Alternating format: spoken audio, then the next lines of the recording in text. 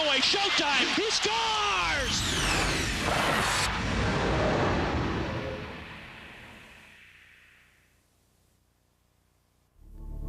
Hello, Canada and hockey fans in the United States. The choice, Gordie Howe can score them from all angles. Grabbed by Locke. He shoots, he scores! 5-1 score! Lo and behold, 51 goals in a single season! Time at the center, and back to the foot!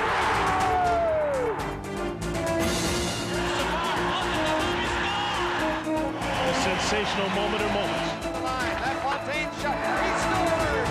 Here in the fourth overtime! Well, this is why we love the NHL, because you never know what can happen.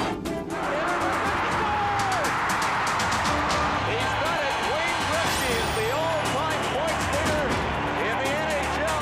He runs, he scores, he scores!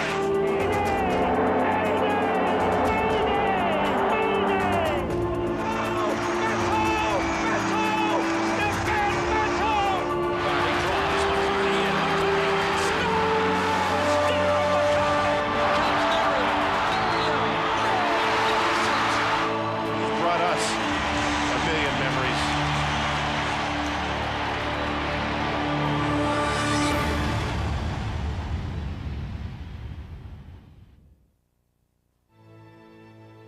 In life, there are moments that will remain forever frozen in our minds. Moments we will always remember where we were, what we saw, and how we felt. Sports and the game of hockey is no different. For all who love the game, there are those special moments that shine in our memories. Instances that we replay over and over until they are almost synonymous with the sport.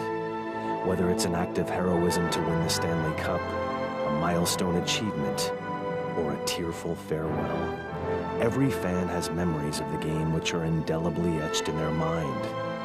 Over the past century, the National Hockey League has brought these memories to fans across the world. Here now is a countdown of the top 25 moments in the league, our view of the men and the moments that will shine on well into the new millennium. We begin our countdown with a man who changed the game of hockey. Goaltender Jacques Plante captured 7 Vezina trophies, 6 Stanley Cups, and the 1962 Hart Trophy as league MVP. As impressive as those accolades are, Plante will forever be remembered for a different reason.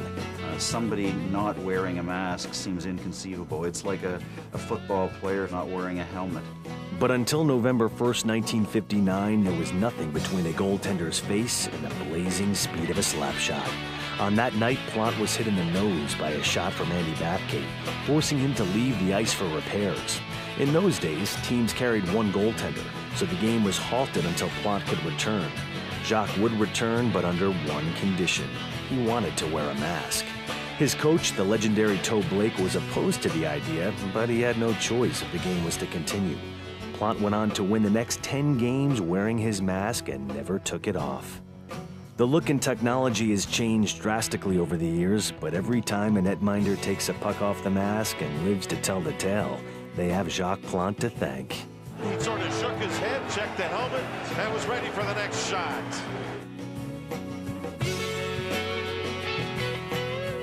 John Van Beesbrook and Patrick Roy are two of the finest masked men in the history of the NHL.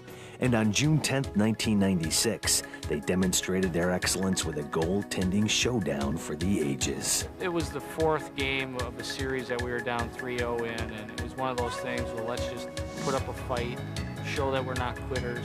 Let's just try to make this thing go as long as we can. I mean, in the morning of the game, for some reason, I felt like it just got awful. I said, oh, I'm going to have a tough night tonight. It's going to be a tough game.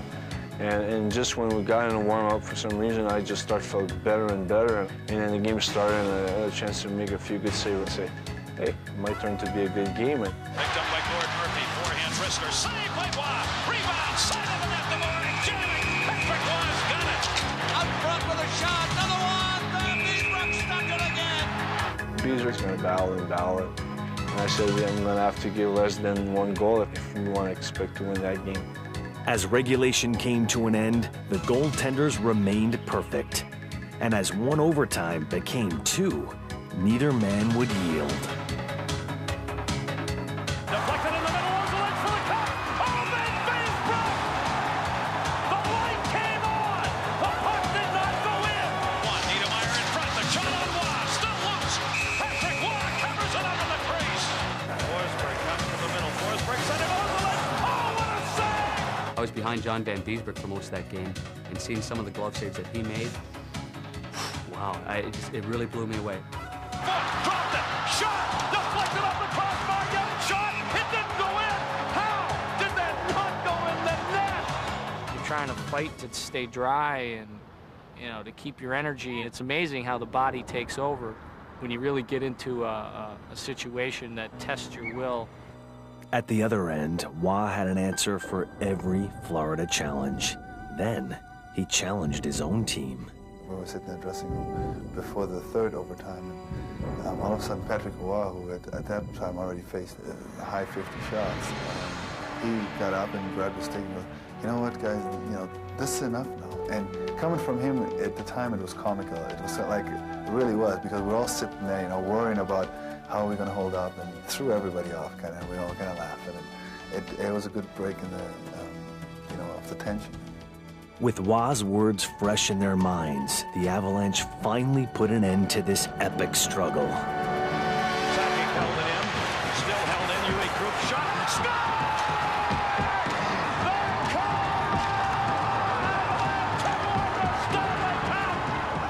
What an incredible hockey game. I think as history goes down, that will be one of the greatest goaltending battles of all time. Waugh had captured his third Stanley Cup and won the admiration of his rival. Well, I have a lot of respect for Patrick. I mean, you know, you want to win, but by the same token, when you lose, you know, you've gotten beat by the best. This year, for the first time, the league will be composed of 12 teams. Those words, spoken in 1967, changed the face of hockey forever. The 6-team league was no more, and soon over a dozen teams were in pursuit of Lord Stanley's Cup. A mere 7 years after their inception, the Philadelphia Flyers found themselves in the finals, looking to gain respect from their storied opponent, the Boston Bruins. The phrase that's thrown at you, the Broad Street Bullies. They forget to mention that we had a lot of God-given talent on that hockey club. Bernie Perrott, we had Bobby Clark, we had Billy Barber, Rick McLeish, and so on and so forth. But that talent was up against the likes of Bobby Orr, Phil Esposito, and the hallowed Boston Garden. In the Flyers' history, they had managed only one win on the Bruins' home ice, and after losing Game 1, the streak was now 20 games without a victory. We knew that for us to do anything at all, we had to take a game in that building. There was no way otherwise they had home ice advantage. Game 2 was a battle that went into overtime, and in the extra period, Flyers captain Bobby Clark ended the streak. Right to Clark. Shot. Oh, rebound. Score! Bobby Clark scores! That's when we felt that, hey, we do have a legitimate chance of upsetting this hockey club. Armed with a new confidence, the Flyers won 2 of the next 3 games. And in Game 6, the Flyer faithful were ready, and so was the team's good luck charm.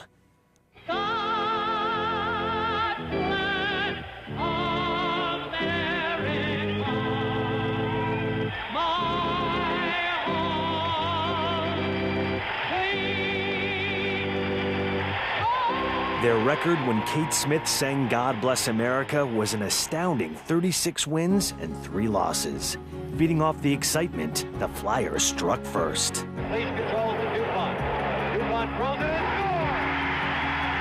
scores! After McLeish's goal, it was the Bernie Perrott show. He shoots, makes 6 saves. Padney, he's got a shot. He takes it. Saved by Perrott, and he comes up with a rebound. Shoot, big save by Bernie Perrott. Perrott shut the door on Boston, and the Flyers opened a new chapter in history. Ladies and gentlemen, the Flyers are going to win the Stanley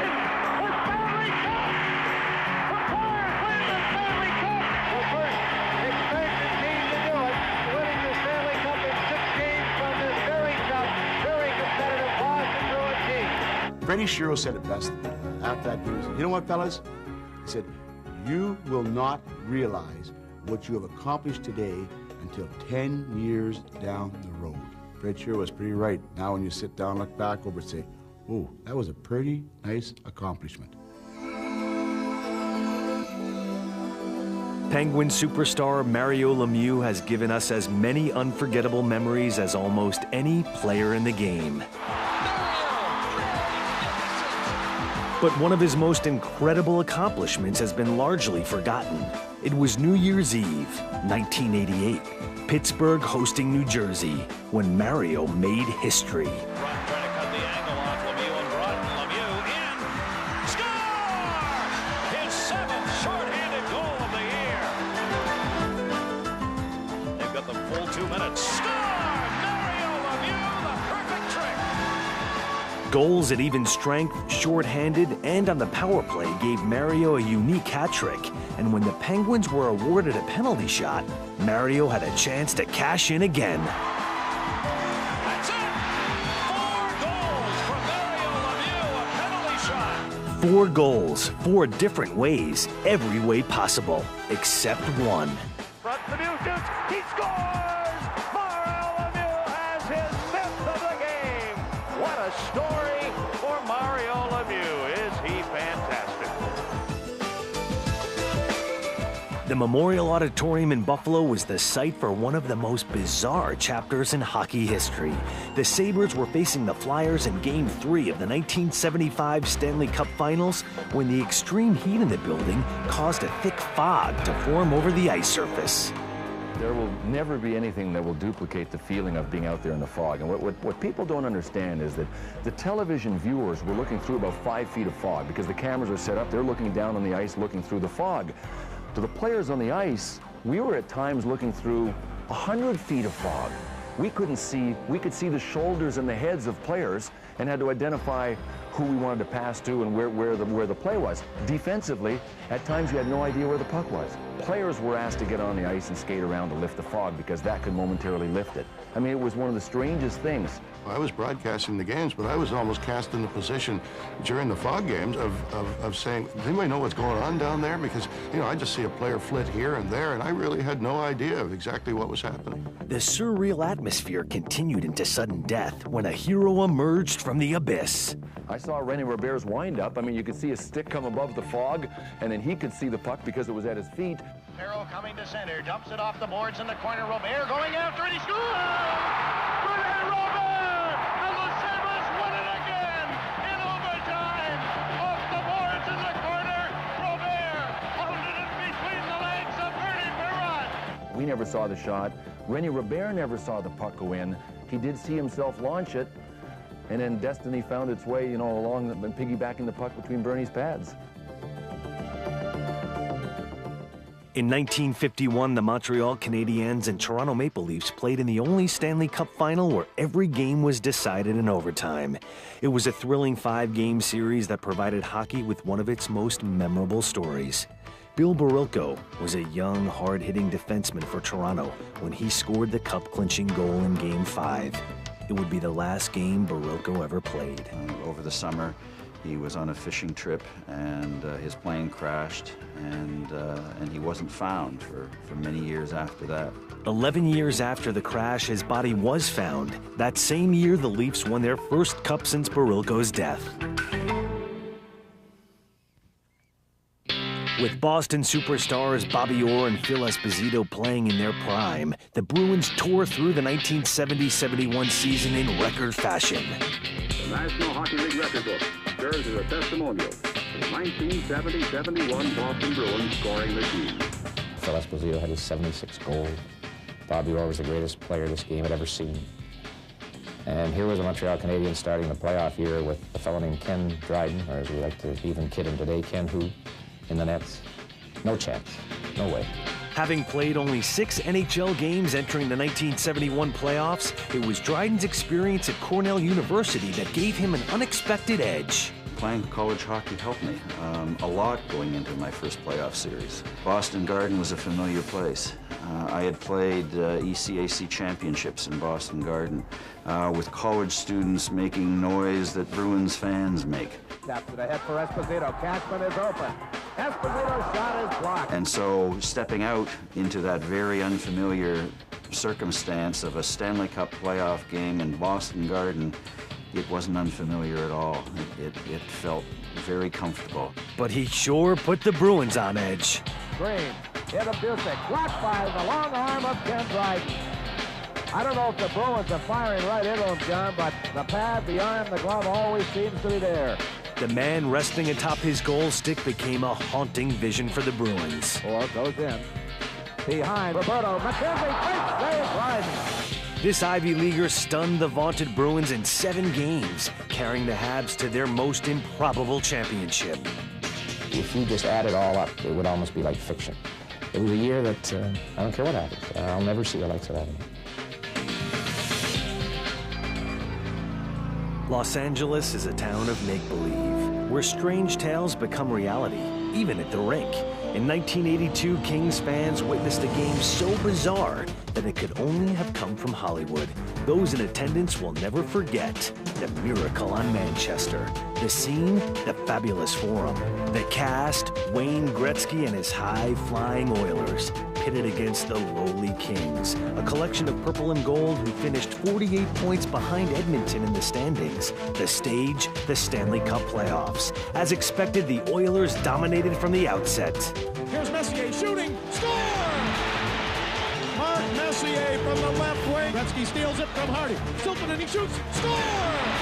Pass to Anderson, to Gretzky, and he scores! Glenn Anderson on the right side of the King net, passed right across the crease to Wayne Gretzky, and the Oilers lead 5-0. And they were leading about 3, maybe 4-0, and kind of just turned around and had a little grin, kind of a laugh at us. And they were pretty cocky too. I remember looking at Glenn Sather laughing, and we said, you know, we're not that bad. It started with a single goal. Going to Jay Wells, Oilers out. Wells shooting, he scores! Followed by another. Smith wins the draw to Korab, to Hardy. Left side, Oilers zone. Hardy with a drive and a save by George Smith. Score! Suddenly, the momentum had swung and the entire building sensed it. Bozak in the slot. Bozak drops it back. Taken by Hardy. He shoots. He scores! With 4:01 to go, it's the Oilers 5, the Kings 4. Guys who scored the goals were not normal goal scorers. Jay Wells, Mark Hardy. A lot of guys didn't expect that. Glenn Sather could not have expected Jim Fox to strip the great one with the game on the line. Loose puck, Gretzky with it. Can't hold it. Taken away by Fox. Fox in front to the blue line to Hardy. He shoots. Save. Rebound. Score! Do you believe it? The Kings have tied the game with 5 seconds to go. The powerhouse Oilers had blown a 5-goal third-period lead. To have that complete turnaround switch against you, it was just like a snowball rolling down and getting bigger and bigger, and couldn't stop it. One final act remained. Wells and sharp draw back. Smith on the draw. Shot by Evans. He scores. Oh! Dale Evans wins the game for the Kings.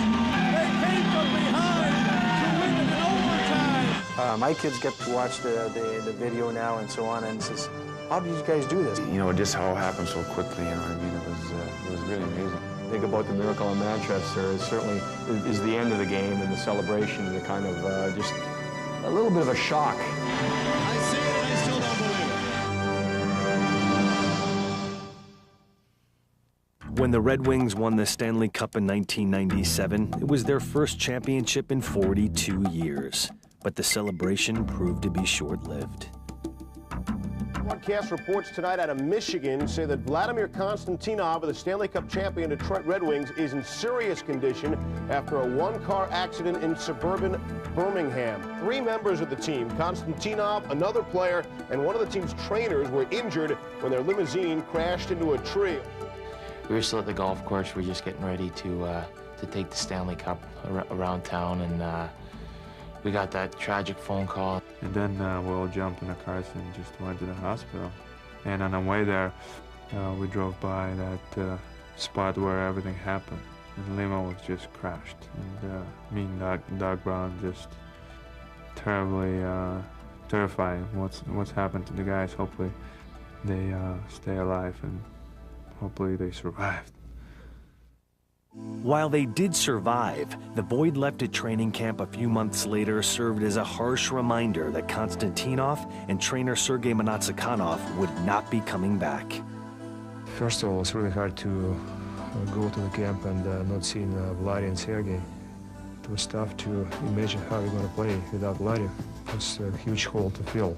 But to a man, the Red Wings believed that despite the loss of their fallen comrades, they would triumph again. After persevering through the '98 playoffs, Detroit again found themselves in the Stanley Cup Finals, where they dominated the Washington Capitals. Kozlov coming right in, score! And you know, that might do it. The most touching moment maybe when there's 15 minutes to go in the third period and there was, I think, a whistle, and all of a sudden there was a lot of noise and you could see everybody looking up behind the Washington net. Look at this. Look at this. Oh, my. Vladimir Konstantinov, his wife, Irina. Unbelievable. And even the Washington fans put their hands together. And boy, oh, boy, it doesn't get any better than that. You know, our whole bench stood up and guys are banging on the board and stuff. And this is like 15 minutes to go in the third period of Game 4. The man who had embodied strength and courage was not content to be a spectator. He was going to celebrate with his team. Bench up. Osgood with his arms up over his head coming out. The Detroit Red Wings have won the Stanley Cup for the second year in a row. Steve Yzerman is giving Vladimir Konstantinov the Stanley Cup, and the team surrounds him. What a moment. Oh, my. Well, I can guarantee you there probably is not a dry eye in Hockey Town to see Vladimir Konstantinov. I mean, this is just incredible. In 1983, the New York Islanders became only the second team in NHL history to win 4 consecutive Stanley Cups. Their sweep of the young, talent-laden Oilers shocked many in the hockey world. When we got knocked off for 4 games that year, we realized that we still had another step to go in order to become champions. And I think we went home that summer, our tail between our legs once again. But the Oilers rebounded and made it back to the finals the next year, where once again the Islanders and their 19 straight series wins were waiting. When a team has won 4 straight cups, you know, they just knew how to win. They knew how to win. We weren't quite sure if we knew how to win. They split the first 2 games in New York, but as they headed to Edmonton, the Oilers were still trying to silence their critics. You know, all kinds of things written about us that we didn't have enough character, didn't have the determination, didn't have the guts, didn't have what it took to be winners. But midway through Game 3, Mark Messier proved that theory wrong.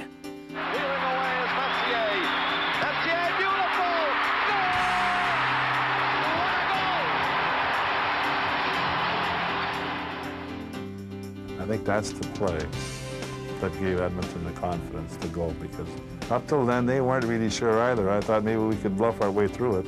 That was the goal. That put us ahead of the Islanders, and I don't think we ever looked back. Edmonton swept the next 3 games, and the torch from one great team to another had been passed. There's a new foot on the block. The Edmonton Oilers. By name, the Oilers have won the Stanley Cup. The Oilers captured Lord Stanley, and their superstar players could now add champion to their resumes. There's always this perception that you're not a true star or superstar until you win the Stanley Cup. And that night, I kind of erased all those thoughts, and it was the greatest thrill I've ever had in hockey. The 1993 playoffs did not begin auspiciously for the Montreal Canadiens. They found themselves down 2 games to none against their arch rivals, the Quebec Nordiques. Being down 2-0, it was tough because we were playing against a very good team, but it was not the end of it. Cleared in, Domfus, nice move, shooting right on, they score! Jubilation at the Forum and throughout the Montreal area. The Canadiens are back in the series. After Montreal evened the series, another OT in Game 5 helped them take control.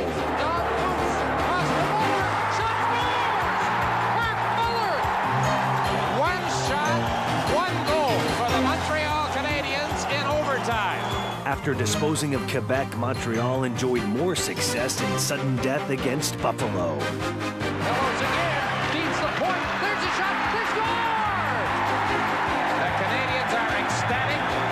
The Sabres are stunned. Every time we were going in overtime, we knew it was our game. Kirk Muller shot scores! Canadians win the series in 4 straight. The upstart New York Islanders then fell victim to Montreal's overtime juggernaut in the conference finals.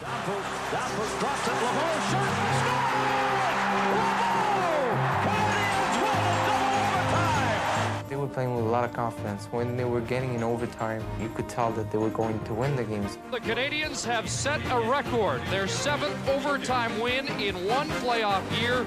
It was on to the Stanley Cup Finals against Los Angeles. The Kings were on the verge of going up 2-0 when Marty McSorley was caught with an illegal stick.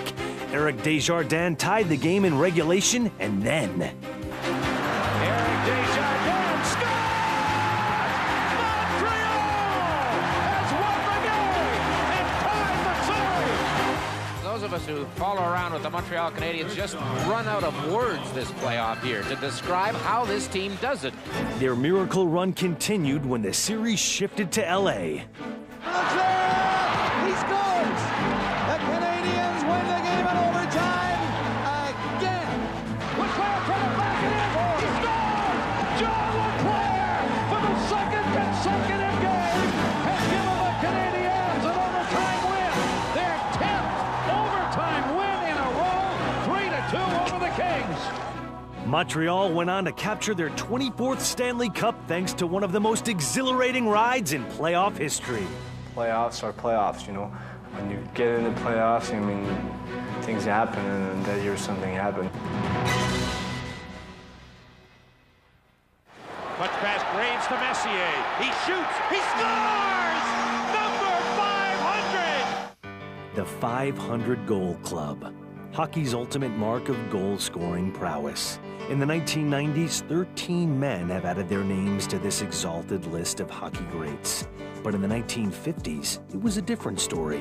No player had ever come close to 500 career goals until the Rocket. I was happy with the score goals. The only thing I had in mind is to win the game and score a few goals. And the dynasty of the Canadian, there was a lot of good hockey players, better than I was, but I was the one that was working hardest. And on October 19, 1957, he stood on the brink of the unthinkable. All eyes are on the familiar number 9, the fabulous Maurice Rocket Richard. It's a regular National Hockey League game between Montreal Canadiens and Chicago Blackhawks. But it's also the night that the Rocket will attain the remarkable total of 500 goals. No other player has even reached the 400 mark. And so here tonight, one of the world's finest athletes scores his 500th goal, leaving the question of whether any other hockey player would ever score 500 times in National Hockey League competition.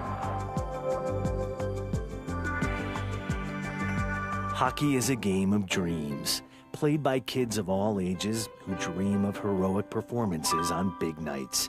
But how many of us would dare to dream of accomplishing what the Leafs' Darryl Sittler managed back on February 7th, 1976? Toronto goal scored by number 27, Darryl Sittler. In one of hockey's grandest theaters, on Saturday, Hockey Night in Canada, this product of Kitchener, Ontario had the greatest offensive night in the history of the NHL.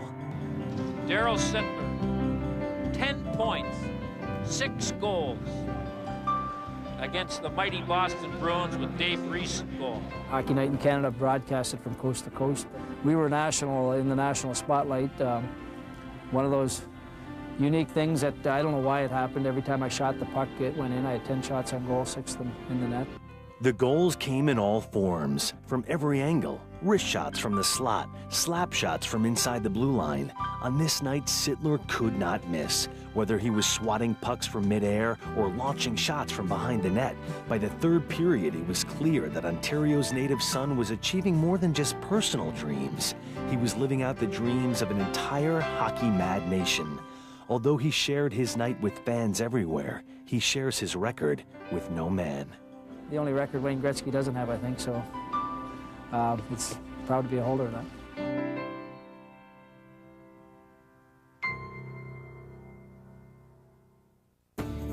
Another memorable moment provided by a Maple Leaf occurred in 1964 in Game 6 of the Stanley Cup Finals. With Toronto facing elimination against Gordie Howe and the Detroit Red Wings, one man exemplified the toughness and courage needed to become a hockey hero. He seemed to be having trouble as he went down with one leg. They're lifting Bond up there on that stretcher. This big crowd of over 15,000. You can see them standing up and giving him a hand as they carry him off. They recognize a fellow that gives such tremendous service. It looked like the end of the season for Bobby Bond, but this warrior was not ready to surrender. He knew it was sore, he knew it was hurting and everything, but it's now or never. So, you know what a rugged performer that Bond is. My goodness, they carry him off on a stretcher. 5 minutes later, there he is at the blue line. Bond returned to the tied game late in the third, and when it went to overtime, the gritty defenseman took center stage again. Langlois shoots it off the boards. Bob Bond lets it drive. It goes, scores! Bob Bond let it go and bounced in front and went into the net.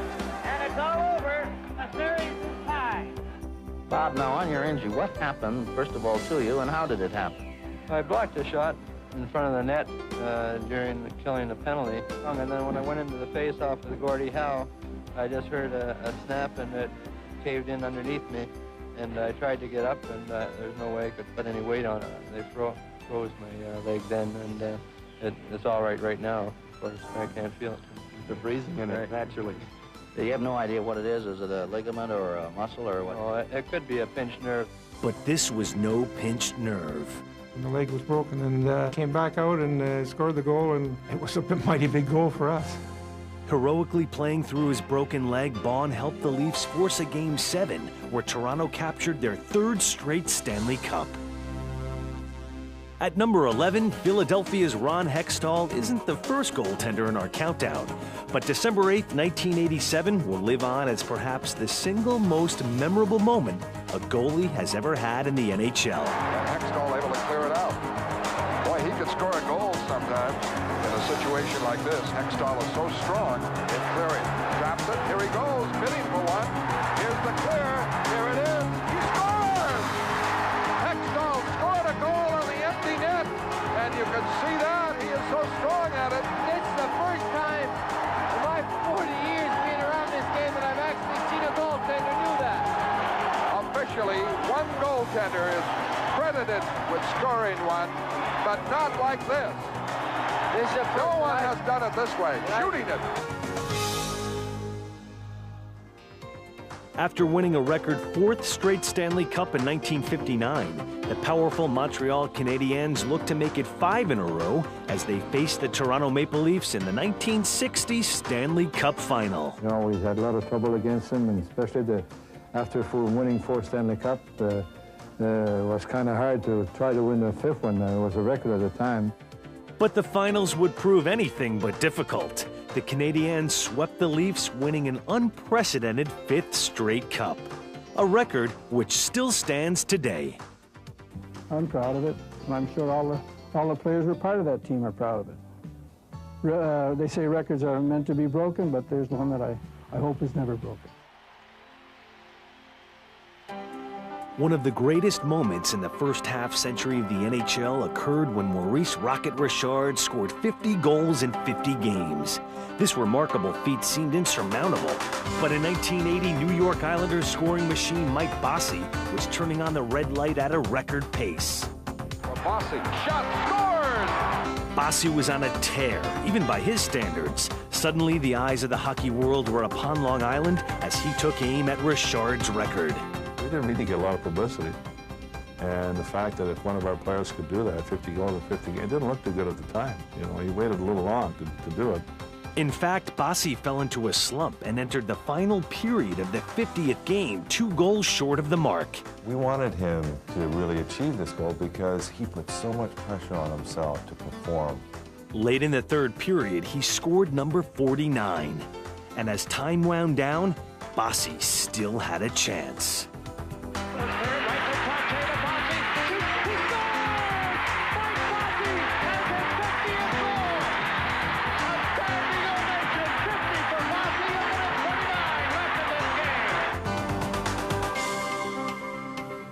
Bossy's mark would only last for 1 year. Edmonton's Wayne Gretzky had spent his first few seasons obliterating records, and 50-50 was next. I just got on a roll in certain games.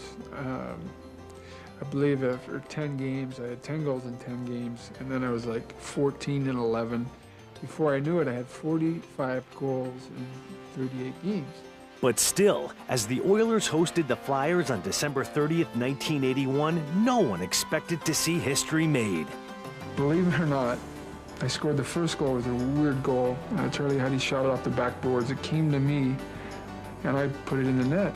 And all the guys always used to say, if I scored early, I did something early, and got a little bit lucky at the beginning, look out.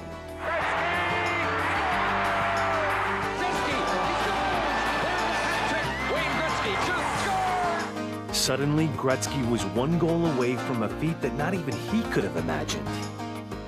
I told my dad, don't come, that's not going to happen. Wait a couple games. Here is an empty net chance for Gretzky with 5 seconds. He's moving in. Score! The fans go wild.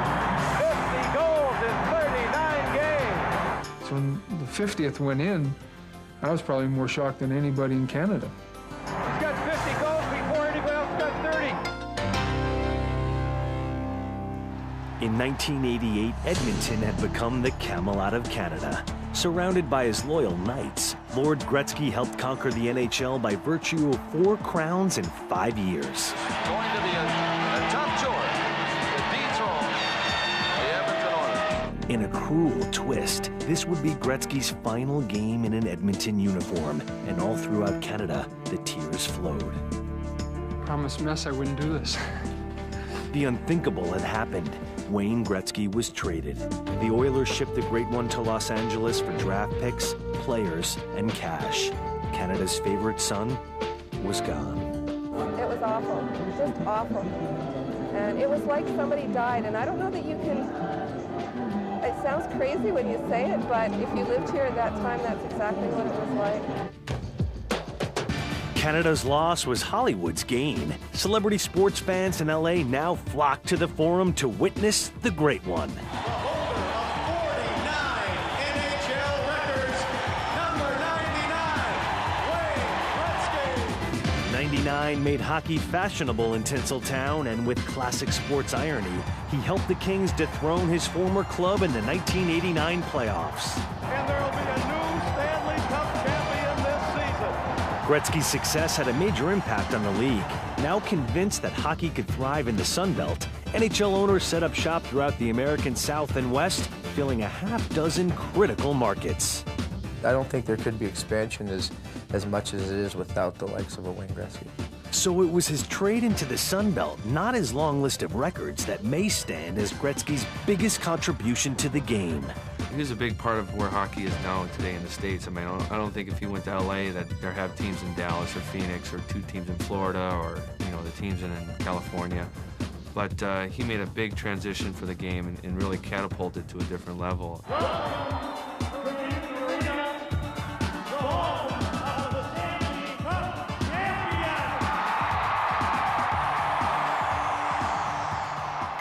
Good evening, everybody. The waiting is over. Now, the biggest hockey game ever played in New York. Game 7, the Stanley Cup Final. After 54 years and 6 grueling games with Vancouver, the Rangers hope to climb that last elusive step to the top of the hockey mountain.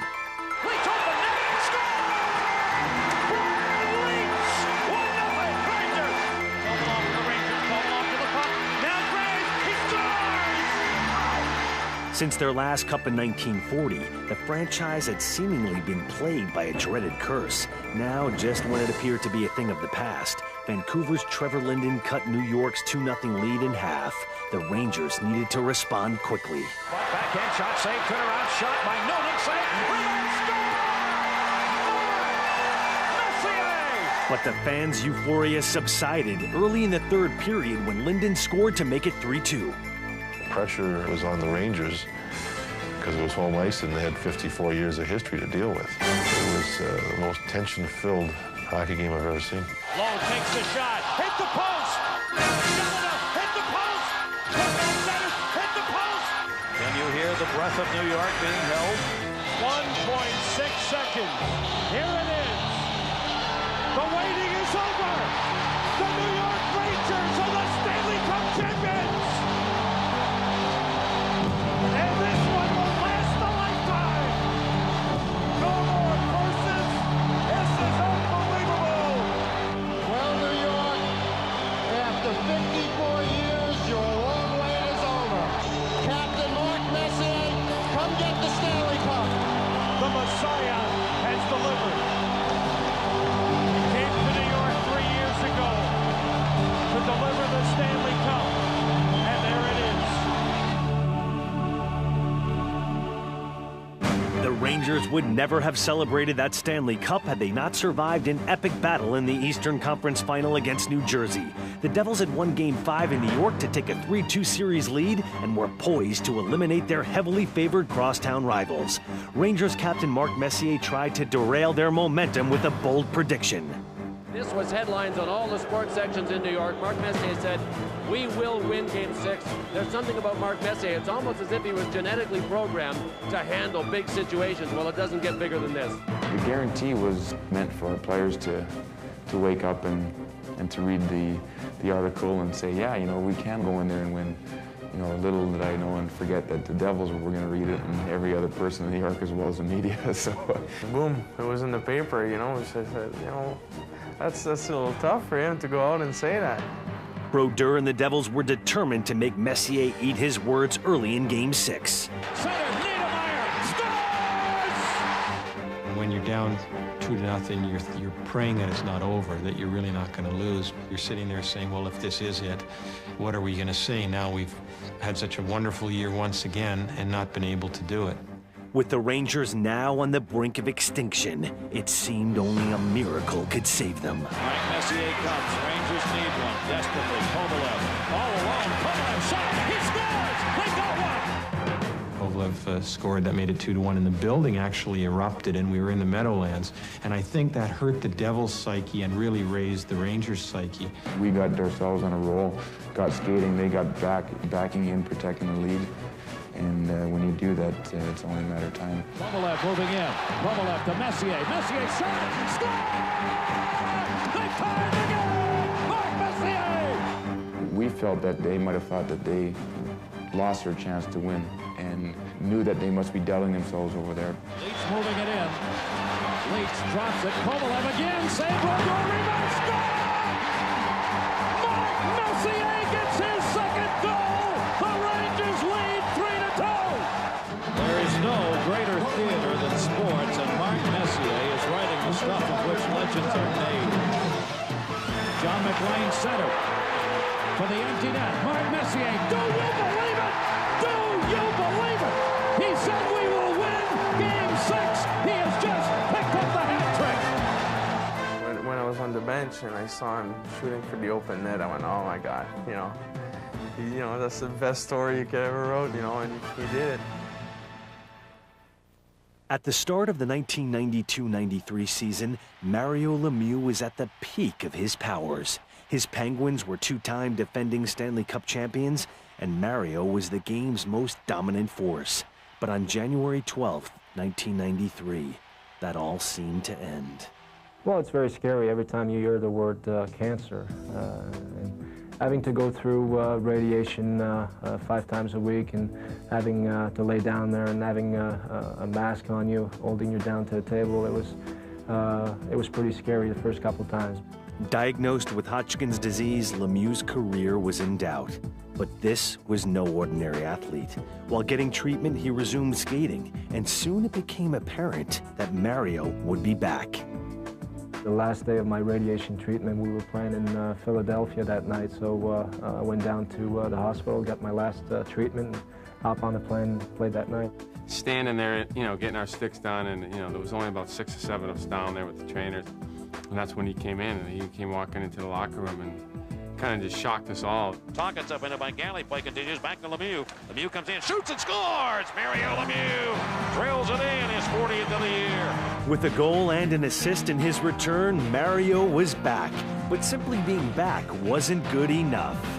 Lemieux brings the puck back to the Rangers in a slap shot. He shoots and scores!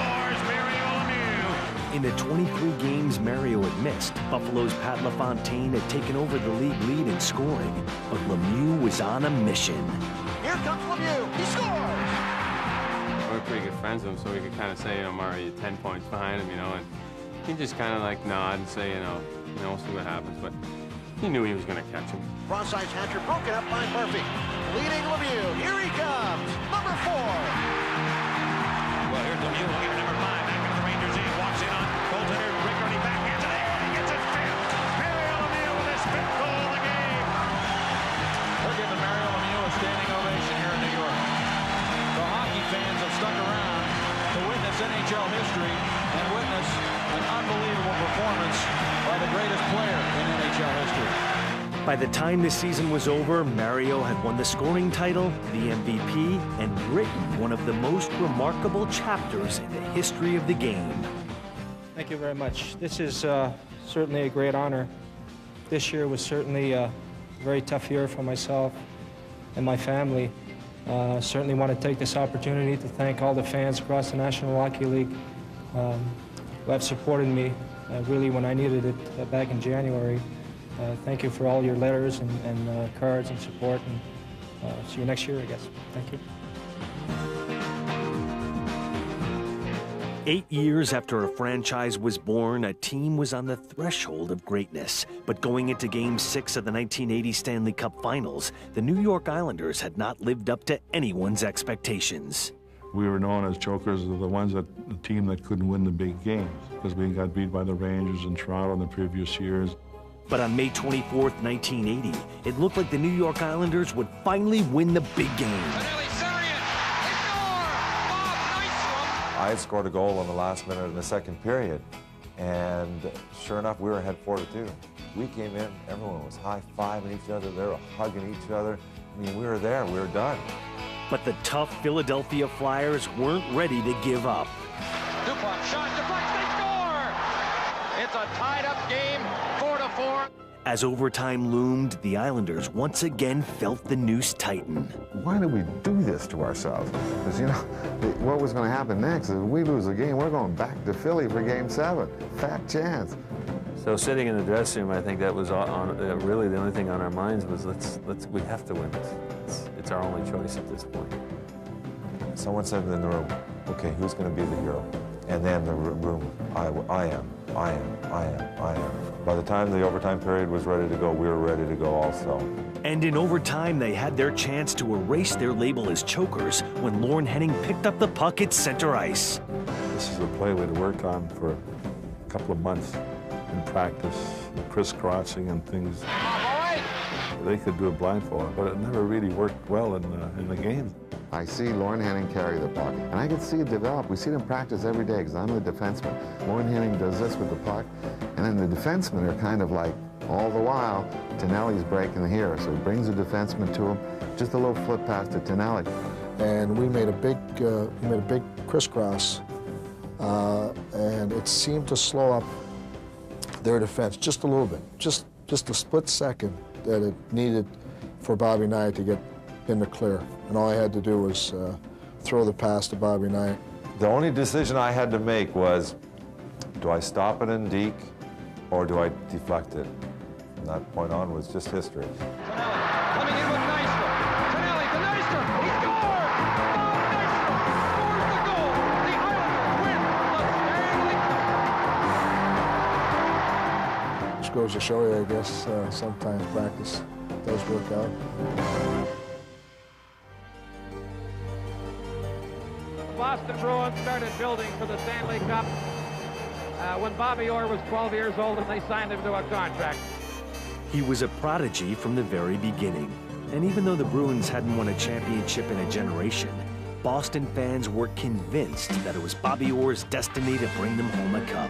In his 4th season, Orr got that chance in overtime at Boston Garden. Sanderson tried a shot that was wide of Keenan, cleared him but not out. Bobby Orr behind the net to Sanderson. Orr! Bobby Orr! Scores for the Boston Bruins! Have won the Stanley Cup!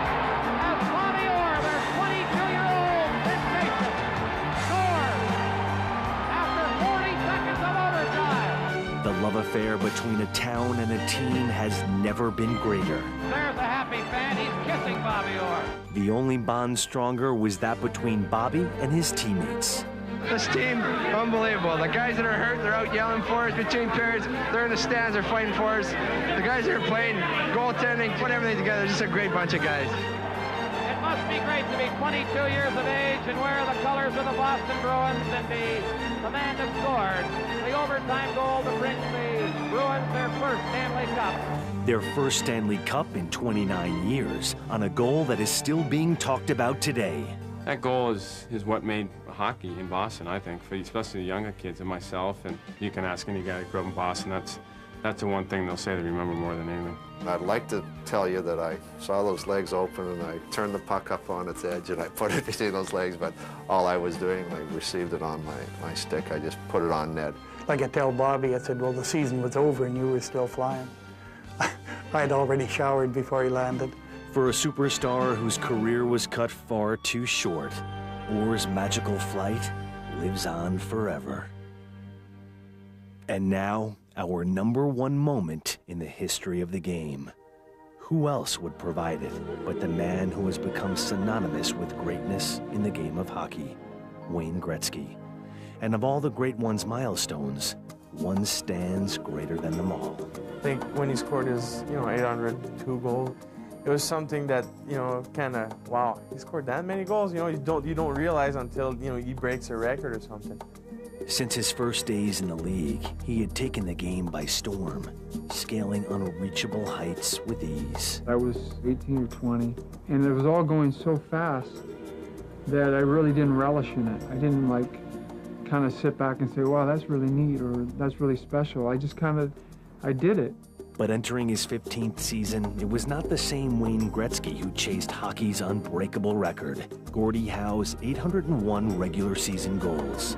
What Gordie Howe did is something very unique. I mean, it's a lot of goals. This was different. Wayne had the record in his sights and took aim. Shednick moving in deep. Shednick throws it in front. Gretzky scores to tie the record and the game. Gordie Howe, you've got company. Back home in Los Angeles 3 nights later, the eyes of the hockey world focused like never before as the game's greatest record stood one shot away from falling. Everybody is talking about 99 yet one more time. All right, we've been keeping you up to date on Wayne Gretzky's chase for Gordie Howe's record. Wayne Gretzky, I mean, he does have a flair for the dramatic, better than anyone else. He might even score on the first shift. On a night when the great one might be even greater, going after 802. And Wayne did not disappoint. Gretzky looking, Gary Curry, McSorley to Gretzky! Scored! He did it! He did it! The greatest goal scorer in National Hockey League history is Wayne Gretzky! Wayne Gretzky's NHL record book is now complete. He's the all-time leader in points, assists, and now with his 802nd goal, the all-time leading goal scorer in the history of the National Hockey League. Scoring 802 goals was something very special. For me to be able to be fortunate enough to pass that is even something that sometimes I sit back and kind of smile about. It's something I'm very proud of. You know, the way it happened was really weird, and it kind of should have been this way. When Wayne scored the goal, he was all alone. And he kind of had a chance to kind of skate across the ice laterally. He raised his arms, and it was fitting that he was able to stand out because Wayne wouldn't be like that normally. He wouldn't want to stand out. But all of a sudden, all you had to do was a chance to focus on Wayne Gretzky celebrating, and I thought that was very appropriate.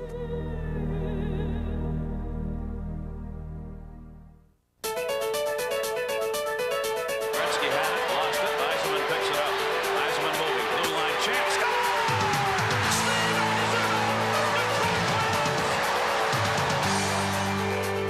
It's all over. The siren goes. Boy, the Flyers have done tremendous history here in Boston this afternoon. 29 games without a defeat to surpass the Canadiens of 77-78. Boy, Federico